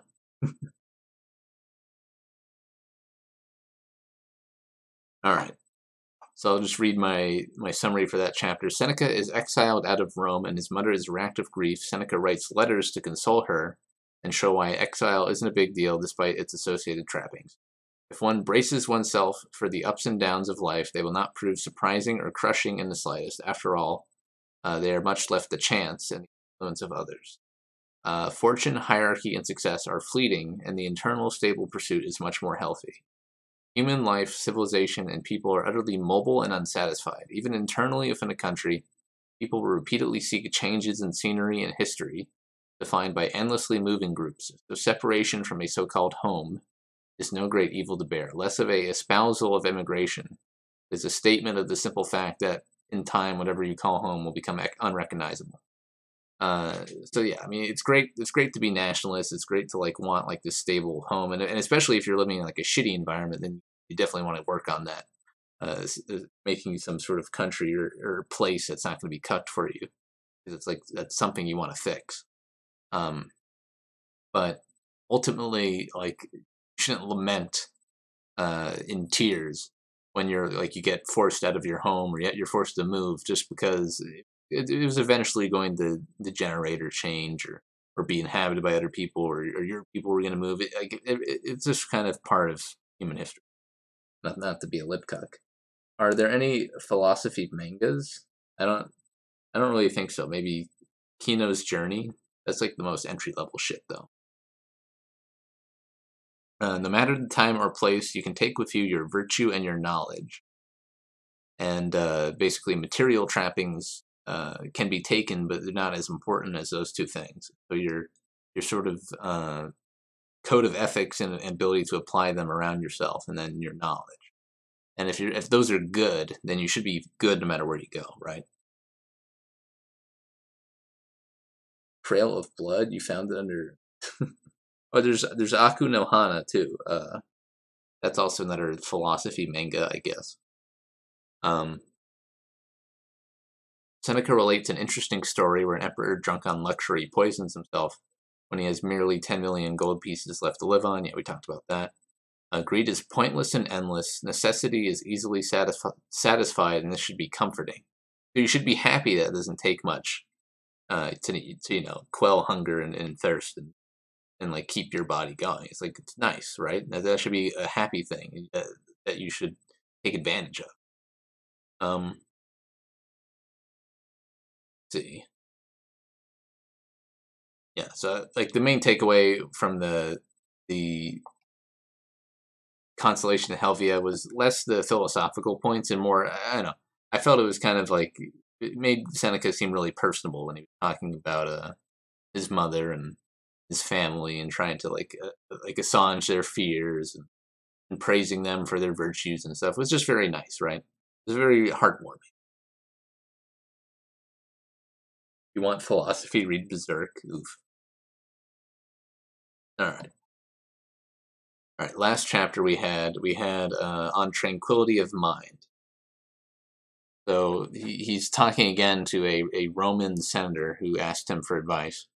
They keep altering the condition of their lives and eventually stick to one not in which they are trapped by weariness, but further change is prevented by old age, which is too sluggish for novelty. So basically, people will be like going from, oh, okay, now I want to be a Buddhist. Oh, now I want to be a Christian. Oh, now I want to be X, Y, Z. And they'll keep changing, and they'll just get stuck somewhere randomly because they kept changing. And it's only their old age and like their brain's neurons that prevent them from changing anymore. And that's like that's a thing you want to avoid. You don't want to be like flitting about randomly, and then by the time you reached old age, like your whole life is like in a state that you don't really like or are satisfied with because you're just too old to fucking change. That sounds pretty bad. Seneca loves his mommy. Pretty based. Yeah, it is pretty based, Joe. Then, from the dislikes of others' success and despair of their own, their minds become enraged against fortune, complain about the times, retreat into obscurity, and brood over their own sufferings until they become sick and tired of themselves. This is what I was talking about earlier, where he's describing how people become depressed. Is they feel jealous, they complain about like everything, about the environment, about the times, and like, oh god, I'm fuck clown world, I'm going home. And then they go hide in their neat hole, and they become sick of themselves. That's why if you do that, you got to have some productive, stable pleasures, as Seneca calls them. You got to have some productive things going on that'll help you out. Often, a very old man has no other proof of his long life beside his age. I know it's just based dab on the old people quote. You will notice that those people around are more cheerful. Oh, we already talked about the Diogenes quotes. Okay. No condition is so bitter that a stable mind cannot find some consolation in it. This is sort of like a slave morality statement, but like if you're so disciplined of mind, even if you're like completely fucked, like you're in a prison, you're armless, legless in a prison, you've like lost an eye, shit's just not going well for you. You could still find some consolation somewhere. There's always room for optimism.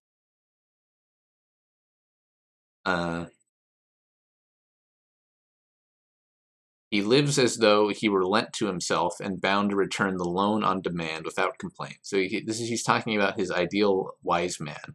And so like he says the wise man was basically like, oh, well, nature lent me this distance, so I'm just going to use it like whatever. And if it gets called back or recalled, it's like, okay, who cares? It's sort of like the ideal Buddha wise man he kind of describes.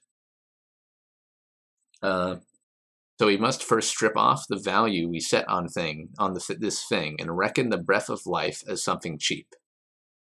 And so I think that's just sort of a humility, accepting the fact that you get this very short window, and it can be taken at any time, and people around you get their life shortened, killed, and it's going to be very fleeting, and you should treat it as it's fleeting. Both in the fact that it's fleeting and valuable.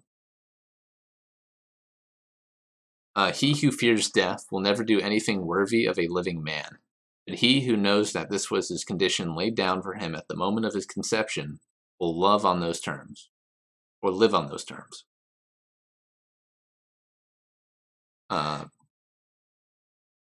Yeah, so basically, you can't really do something that would make sense for someone of a mortal capacity until you accept mortality, right? Like if you might, I mean, you could technically, but you're probably not going to. You're probably going to go do some stupid shit. You're going to get like depressed. You're not going to reach your goals, or your goals are going to be impossible to reach, and you're not going to be living in a way that's like, goes along with reality, but the reality of dying. So it's like very simple. You have to accept dying before you can live, which I know sounds like some Eastern namby-pamby nonsense, but it's just kind of like true. It's just like true in the sense that you are a mortal thing, and that's like a hard thing people don't really internalize. In any case, the mind must be recalled from external objects into itself. It must trust in itself, rejoice in itself, admire its own things. It must withdraw as much as possible from the affairs of others, and devote its attention to itself. It must not feel losses and should take a kindly view even on misfortune. So, and this is sort of him getting at the sort of Stoic idea of discipline, of complete discipline of the mind over the world. Which is obviously nearly unachievable, but definitely something you can aim at. All right. Yeah, and I had a few final quotes for statements reviewing that last chapter. It gives advice to Serenus, who is a politician. Seneca very accurately describes how a person can be afflicted with self-doubt, idleness, and depression, which I found interesting just for a book that's like 2,000 years old. He says that don't hoard knowledge you cultivate privately to yourself. You are still responsible for using it to help other people and society. And it will not only assuage boredom, but test the value of your conclusions. So he doesn't advocate for people to just be like these wise man dick scholars and like just study books and scoff at other people. He wants you to help your society with your faculty that will lead to some fulfillment if you're struggling with that, if you're struggling with fulfillment. Even if your misfortune has hurt your capacity, helping others will at least fill your time and give you reason to continue forward. Seneca is anti-rabbi based. Friendship, working within one's capabilities, and playing to your own strengths will greatly ease the doubt or frustration of living or doing something. So yeah, just get some friends, beta cuck. Make some friends, work within your capabilities, and play to your own strengths. I know this all sounds like normal self-help shit, but the funny thing is it was written 2,000 years ago, and so you don't really need to read a new self-help book that reiterates the same thing, because another guy wrote it 2,000 years ago, and we're good. Although poverty gives a great benefit of inoculating one from fortune and chance, it is better to aspire a moderate wealth, but only bother with what is needed so one is not totally deprived. So yeah, so Seneca doesn't advocate like, oh, well, you gotta go live in a hut and just study all day. Don't bother exerting yourself for massive wealth. Just take what you need and a bit extra if you want.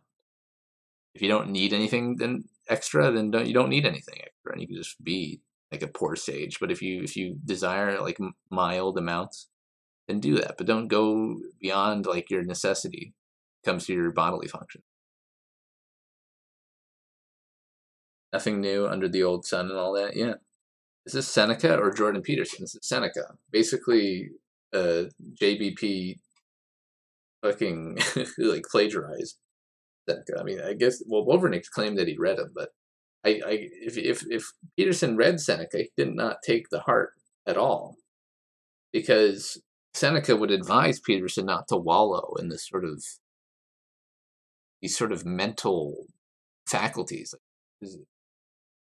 Peterson has a very psychological view of things that tells people that they got to be like deeply emotionally like disturbed, and you got to like wallow. It's like it's going to be a huge struggle to get over your feelings and stuff.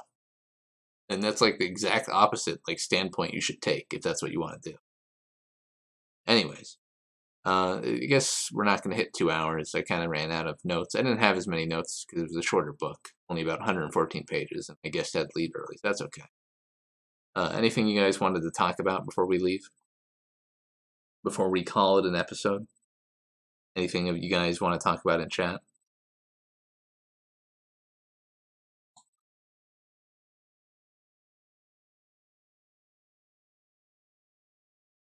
Ooh, you got feet pics? No. I guess I should explain this. I'm gonna need a link to the RYB Discord. Oh yeah, Roots, I'll get you there. I'll get you after the stream. Although I talked about this privately with Leo. Some people might get the false impression that we're mad at each other. Basically, the reason I didn't like sit there and line by line decode Ellen White's book like we did like the other book is because I knew from the start it was going to devolve into a theological debate. So what would have happened was, like, we'd read a passage, Leo would be like, oh my god, I love Ellen White and her passage. And I would have been like fedora tipping and saying, oh, this is like creepy cult shit. Then Leo would have said, like something like, "Oh, well, you just don't get it. You don't get the Christian thought." And then I would have like countered with some fedora tip, and it would have devolved into theological debate. So when we got to that second book, Steps to Christ, I just went full theological debate from the start, because I knew that no matter how we discussed the book, if I was going to do it honest from any truthful standpoint, and I could have, that it was going to be a theological debate, basically. So Leo released a new vid, epic. All right. Friendship with Leo is over. Dio is my best friend. Yeah, I guess BYR is dead though. Rip and Pete. What did it last? 2018 to 2018. What a shit show, right? But don't worry, guys. I persist. I'll make it at least a year, right? And I'll get to next February. I'll have a year on YouTube, like some sort of like gay YouTuber. Have you started Snow Crash at all? No. I'll just start tomorrow. I'm a neat bro. I got plenty of time. I got plenty of time to read books. Also, is ANCAP gone forever? Maybe. Most likely. I'll make sure all you E-celebs are gone by next year. Nah. You're not gonna get rid of me, Chow. I'm gonna be around. I'm gonna keep reading books. You can't stop me. My books will always be read. I'll keep playing video games and reading books. Nothing you can do about it. You wish you were still neat. Wage cucking sucks. Yeah, wagey, get in your cagey. You get to read at work? That sounds pretty comfy. I should probably try to get like I guess not. That's not what I was aiming to get a job in. Yeah, never mind. Yeah, all right. I guess I was gonna do like a video game stream sometime. Kind of putting it off. I guess we'll see how. Well, before Friday, I'll probably do like some video game stream. I might stream Jedi Knight, Jedi Outcast. That's what I've been wanting to stream. I'll probably do that this week before Friday. Then this Friday we'll have Snow Crash, which will be a nice break. It won't be like philosophy. It'll be a nice fictional sci-fi book. It'll be interesting. It'll have prose, a nice little story with characters. It'll be nice. The Minecraft server? You guys already have a Minecraft. The comment that we all see in the news someday.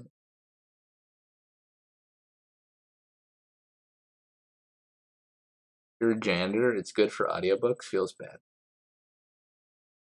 That's rough. You hope your episode will be a bit more laid back. I mean, yeah. I mean, usually when you're discussing like non-fictional books, you like obviously you start talking about like their political relevance, like their fact value, like how smart the people who wrote them are, their motivations and such. If you're reading fiction, it's just more relaxed. Oh, I really like this part of the book. That's an interesting idea that was explored. How does that like relate to our world? Yeah, fiction will be good. I want to read more fiction because I've been kind of avoiding fiction for a long time. Because fucking all the literary analysis at school made me fucking hate fiction. So like, hopefully that improves at some point. I want to be able to read. I used to be able to read fiction like really easily, and then like school cucked me by making me read a bunch of really stupid bad fiction books. So hopefully that improves. What is the next book about? I mean, I guess since it'll be in the intro, it's about the moon breaking up and that causing an apocalypse, and people having to use technology to escape and solve that. So it's a very interesting premise. No Crash will be a good jumping back in the fiction point. Yeah. Read the other Neil Stevenson books. Okay. School made me hate Frankenstein. I liked Frankenstein. I had to read that in school, but Frankenstein's that was one of the few books I didn't fucking hate. There was a lot of shitty books like the fucking Bean Trees and I Am the Cheese and there's just so many bad books like fucking Kill a Mockingbird, In Cold Blood. Like all the books were bad. Oh, is that because No Crash has nothing to do with the moon? That's what the author said in the interview, in the synopsis. Maybe it's a different book. Read Truck Baby by Iceberg Slim. Stupid. But okay, SMG, I'll type it down.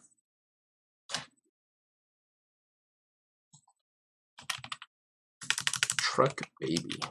Trick Baby.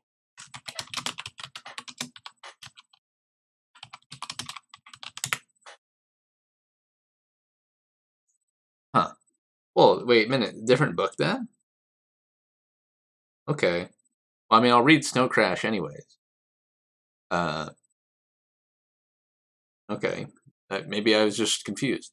Whatever. That's will be the next episode will be Snow Crash. So anyone who wants to read along, you have until Friday to read Neil Stephenson's Snow Crash, a sci-fi book, maybe containing a space arc. Maybe the synopsis was to a different book he wrote. I don't know.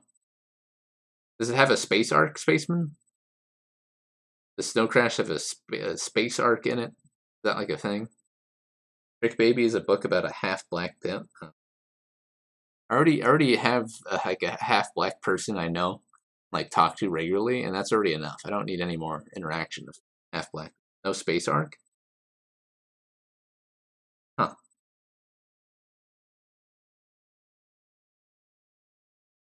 Interesting. Okay, well, did you read The Color of Water? Yeah, I read I read that one too. Another stupid book.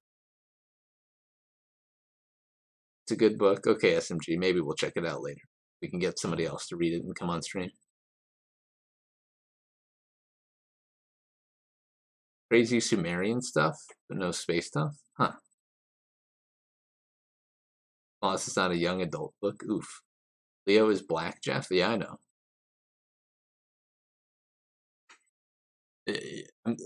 I'm not referring to Leo, but there's another really annoying half-black person. Not saying Leo's annoying, but there's I know a half-black person who's like way more annoying than Leo, who like makes them look bad, I guess. Master of the game. Okay. All right. Well, thanks for tuning in, guys. We're a little short of 2 hours, but that's okay. Leo is a weird half-black, half-Asian Christian. Yeah. Okay. I mean, maybe there's something about like being mixed race and getting like obsessed with like religion, ideology. Something about that. Send the pics through Discord. 111 minutes. I mean, I could go for like 9 more minutes, but like, what am I going to talk about? You guys are slow chat, boring chat. Jeff reunion stream. What did he mean by this? What did he mean, SMG?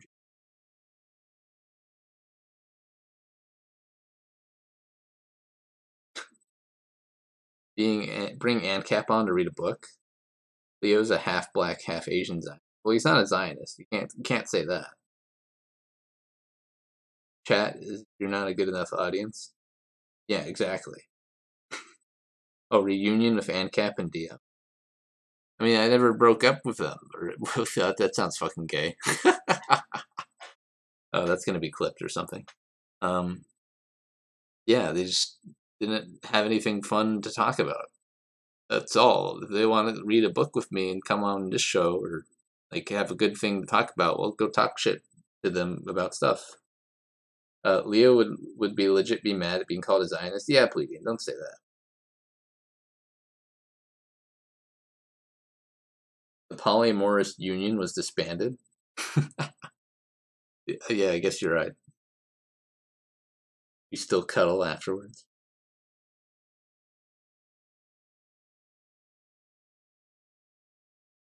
He's a Muslim? Oh, well, I guess that's what Catholics always say.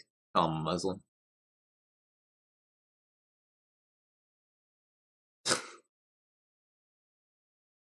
Alright, yeah, well, I've already outlined my plans. Apparently, I made a clip for the synopsis of a different book. Maybe, hold on, let me pull up the PDF of Snow Crash.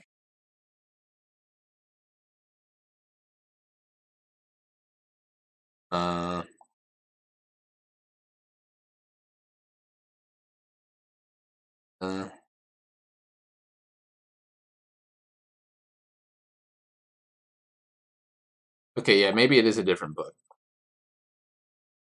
I think you're right, Spaceman Ruth. That Snow Crash is a different book than the one that the guy was interviewing for. So I might have to make another intro clip. But I kind of want to read that book, but I guess Roots probably doesn't have time to read it. I'm going to on your stream tomorrow. SFJ, like, what do you guys even stream about? Leo, I know you're here. Fight me in chat. You joked about Leo being a Jew on stream. Leo's a good sport. You want to read the Moon book? Yeah, that sounds interesting. Like a moon breaking up and people making a space arc. Hold on. I guess I'll try to figure out what that book was.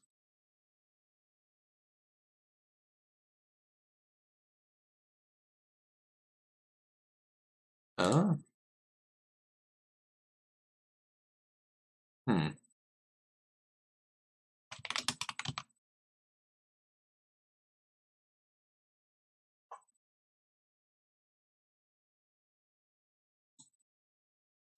RVR will do this. Blah, blah, blah. Huh.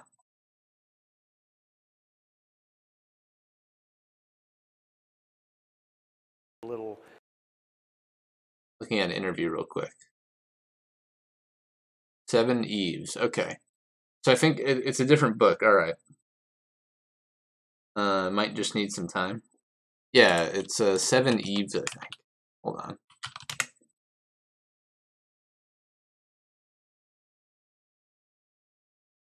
That in chat for you. Real fast.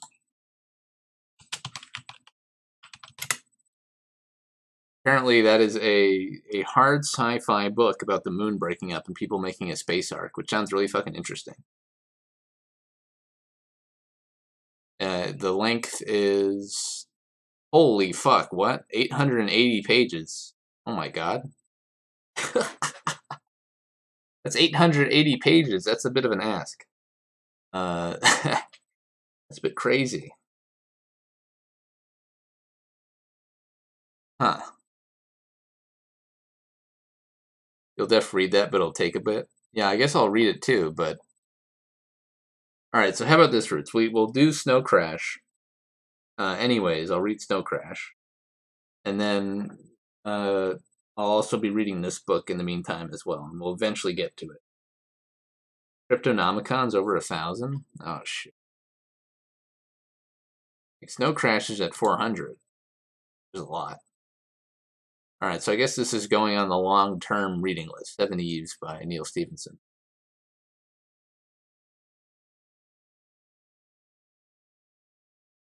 The Moon Split by Saifi Alran, based on the story of Allah's true messenger. What is Snow Crash about? Snow Crash is about what we said earlier. Never mind. Wrong thing. It's funny that like the title Snow Crash works for the synopsis of the new book.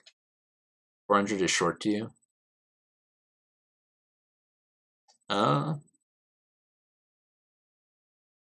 Yeah, what is Snow Crash about? Give us a synopsis, Basement. So people know, because I don't even know it. It was a little brief synopsis for Friday, man.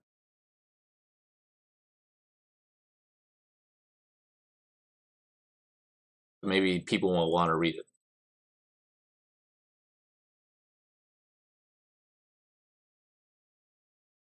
No Crash is about Hacker Man and his crazy adventures in the metaverse. Okay. Talk about e-thoughts and the IRS happenings. Well, I mean, like, it's cool because, like, I'm gonna have to report taxes on my PayPig donations.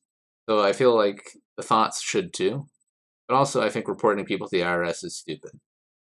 You shouldn't do that. Sounds like young adult. Yeah, is it a young adult novel, Spaceman Roots? Is it like, is it at least have adult themes?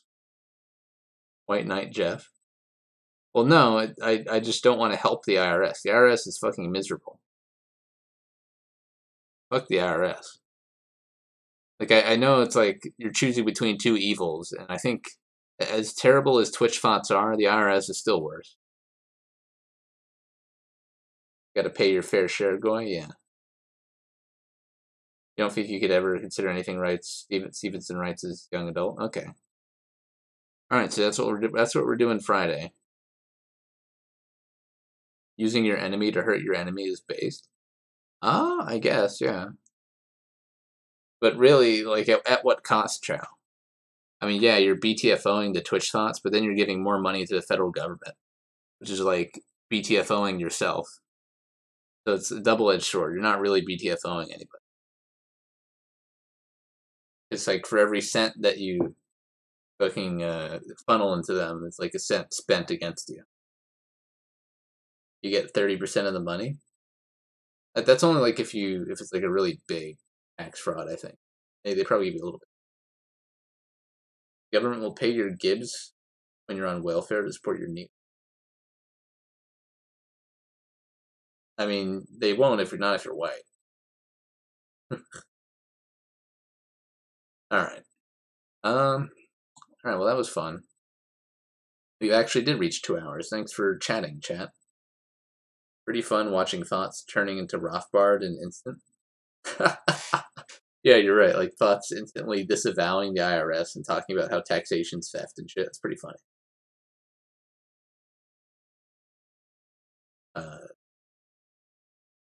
Yeah, like, but honestly, the IRS is fucking gay. Like, it's retarded that I have to file a Section C for getting over $400 in donations. Like very silly. Money for Israel versus money for thoughts. Yeah, I guess it's like Alien versus Predator. No matter who wins, we.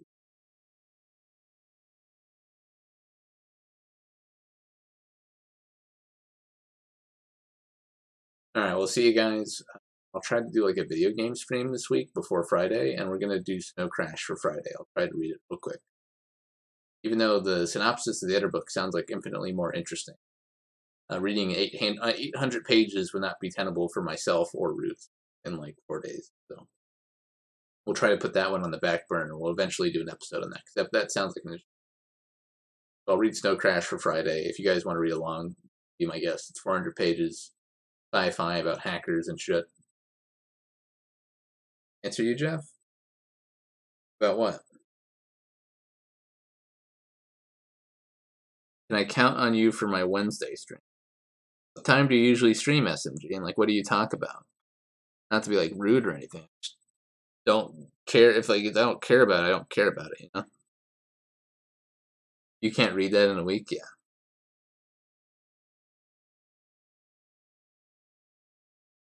Well, you want to keep the money you earn. Sounds selfish to me, yeah. 6:30 PST.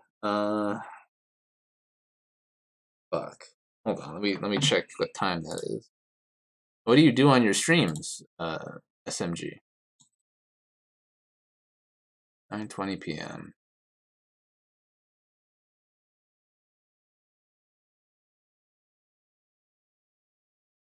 You're gonna talk about the tax stuff? I mean, it's like boring, right? Basically, in this little 4-minute conversation we've had, I've exhausted all my desire to talk about that subject. You know?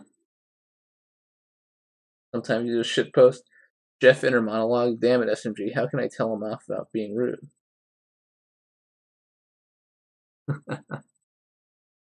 Yeah. All right, cool. I mean, I might like stop by a chat. I'll I don't know. It's a little early for me for my like streaming time.